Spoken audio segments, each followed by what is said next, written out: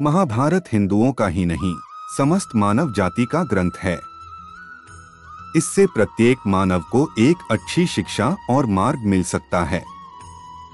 प्रत्येक मनुष्य को इसे पढ़ना चाहिए। महाभारत में जीवन से जुड़ा ऐसा कोई सा भी विषय नहीं है जिसका वर्णन न किया गया हो और जिसमें जीवन का कोई समाधान न होगा।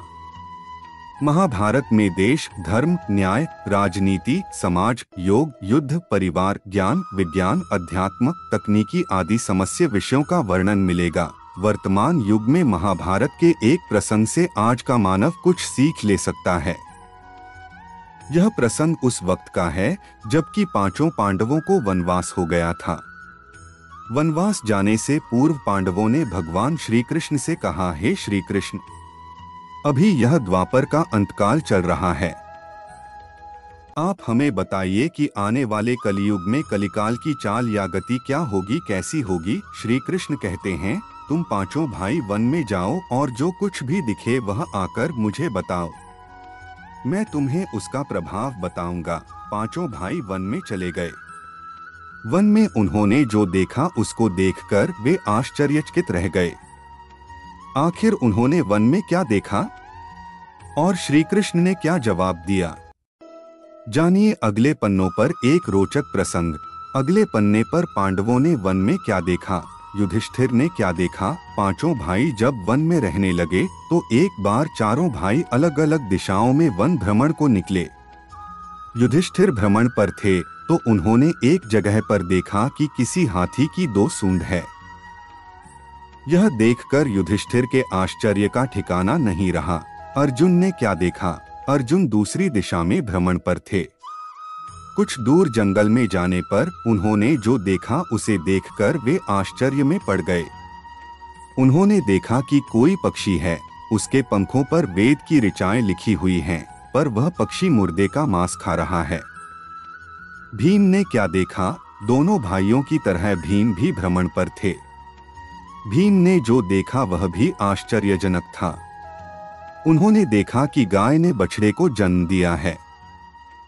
जन्म के बाद वह बछड़े को इतना चाट रही है कि बछड़ा लहूलुहान हो गया। नकुल और सहदेव ने क्या देखा, सहदेव ने क्या देखा, सहदेव जब भ्रमण पर थे तो उन्होंने चौथा आश्चर्य देखा कि 6 से 7 कुएं हैं और आसपास के कुओं में पानी है, किंतु बीच का कुआं खाली है।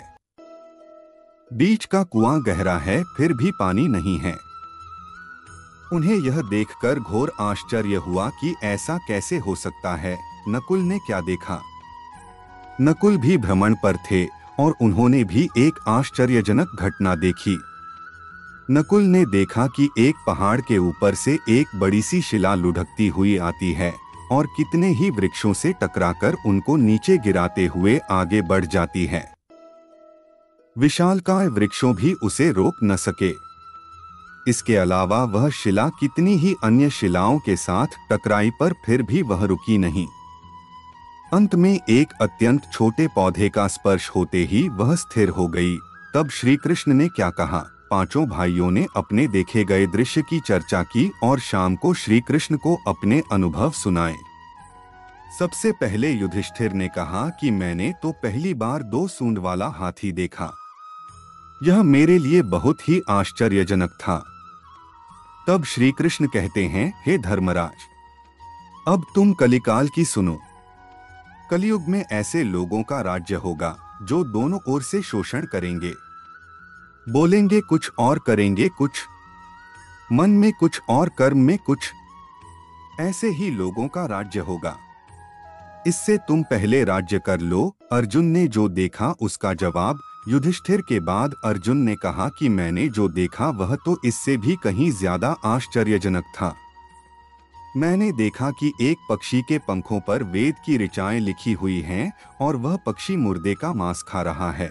तब श्री कृष्ण कहते हैं, कलियुग में धनाढ्य लोग लड़के लड़की के विवाह में, मकान के उत्सव में, छोटे बड़े उत्सवों में तो लाखों रुपए खर्च कर देंगे, परंतु पड़ोस में ही यदि कोई भूखा प्यासा होगा तो यह नहीं देखेंगे कि उसका पेट भरा है या नहीं।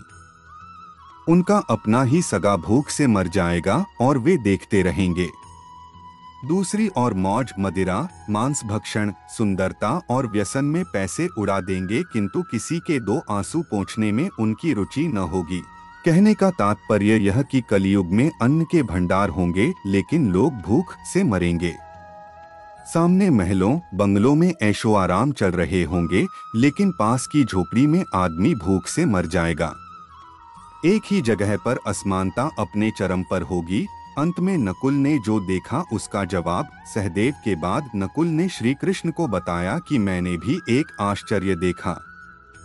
वह यह कि एक बड़ी सी चट्टान पहाड़ पर से लुढ़की, वृक्षों के तने और चट्टानें उसे रोक न पाए, किंतु एक छोटे से पौधे से टकराते ही वह चट्टान रुक गई। तब श्री कृष्ण ने कहा, कलयुग में मानव का मन नीचे गिरेगा, उसका जीवन पतित होगा।